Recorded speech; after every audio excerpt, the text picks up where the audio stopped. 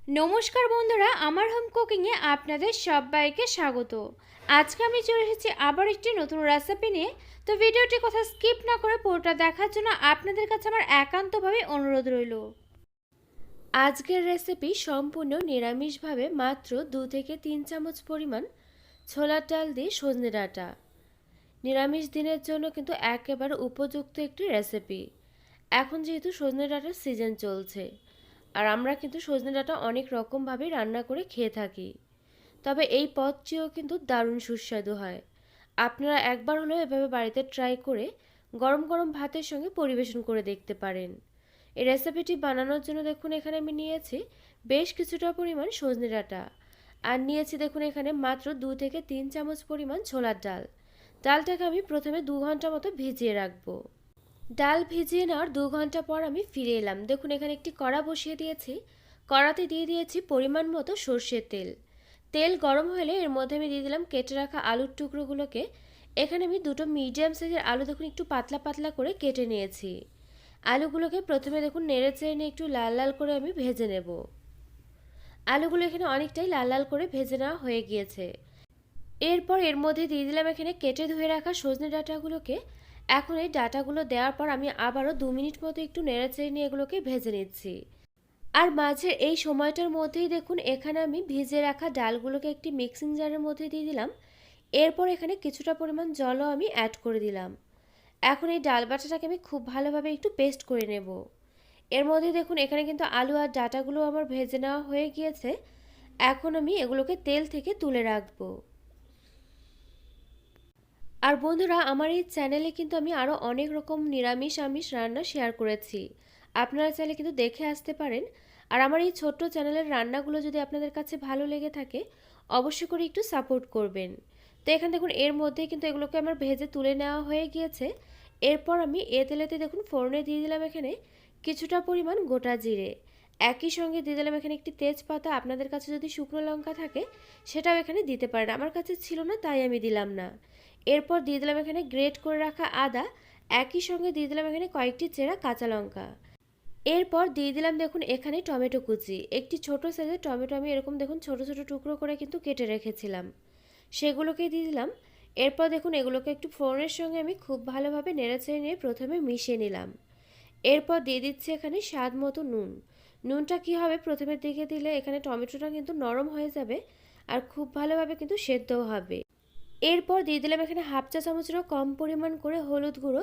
একই সঙ্গে দিয়ে দিলাম একেবারেই সামান্য পরিমাণ করে একটুখানি লঙ্কা গুঁড়ো। এরপর এর মধ্যে কিছুটা পরিমাণ জল অ্যাড করে এখন এগুলোকে আমি নেড়েচেড়ে নিয়ে খুব ভালোভাবে একটু কষিয়ে নেব। আর একটুখানি জল দিয়ে কষিয়ে নিলে যেমন কষানোটা ভালো হবে, তেমনভাবেই কিন্তু এখানে গুঁড়ো যে মশলা মানে যেরকম লঙ্কা গুঁড়ো হলুদ গুঁড়ো এগুলোও কিন্তু পুড়ে যাবে না। তো এখান থেকে একটু সময় নিয়ে কিন্তু আমি নেড়েচেড়ে নিয়ে এগুলোকে কষিয়ে নিয়েছি। এখানে টমেটোটাও খুব ভালোভাবে দেখুন সেদ্ধ হয়ে গিয়েছে। এরপর আমি এর মধ্যে দিয়ে দিচ্ছি এখানে পেস্ট করে রাখা ডাল। ডালটা কিন্তু একটু নরম করে পেস্ট করতে হবে। একই সঙ্গে এর মধ্যে দেখুন একটু জলও আমি অ্যাড করে দিয়ে মিক্সিং জারটা ধুয়ে এর মধ্যে দিয়ে দিলাম, এটা যাতে করে একটু পাতলা হয়।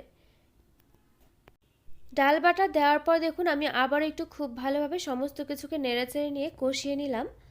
এরপর আমি এর মধ্যে অ্যাড করে দিচ্ছি এখানে ভেজে রাখা আলু আর সজনে ডাঁটাগুলোকে।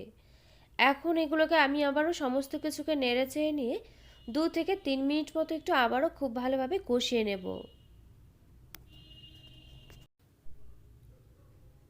এখানে দেখুন 2 থেকে 3 মিনিট মতো আমার কষিয়ে নেওয়া হয়ে গিয়েছে। এরপর আমি এর মধ্যে অ্যাড করে দিচ্ছি এখানে পরিমাণ মতো জল। আর জলটা কিন্তু একটু বুঝে দিতে হবে, এখানে কিন্তু আলুটা অনেকটাই সেদ্ধ হয়ে গিয়েছে, তবে ডাঁটাটা কিন্তু খুব ভালোভাবে সেদ্ধ হয়নি। ডাঁটাটা কিন্তু সেদ্ধ হবে।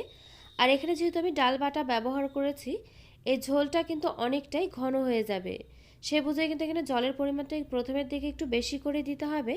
জল দেওয়ার পর দেখুন এখানে আমি 6 থেকে 7 মিনিট মতো ঝোলটাকে খুব ভালোভাবে ফুটিয়ে নিয়েছি। এখানে দেখুন একটু নেড়েচেড়ে নিয়ে আপনাদেরকে দেখিয়েও দিচ্ছি।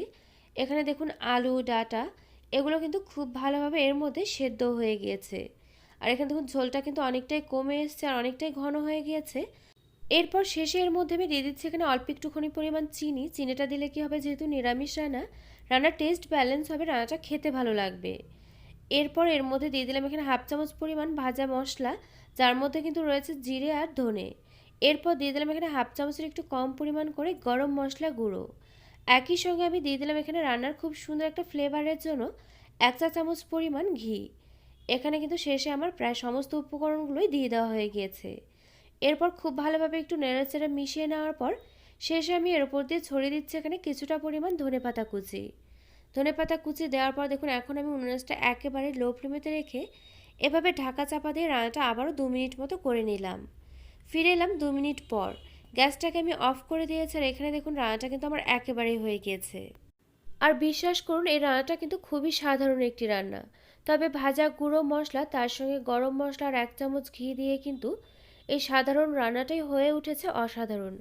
আপনারা ওই নিরামিষ রেসিপিটি অবশ্যই করে একদিন বাড়িতে ট্রাই করে দেখতে পারেন।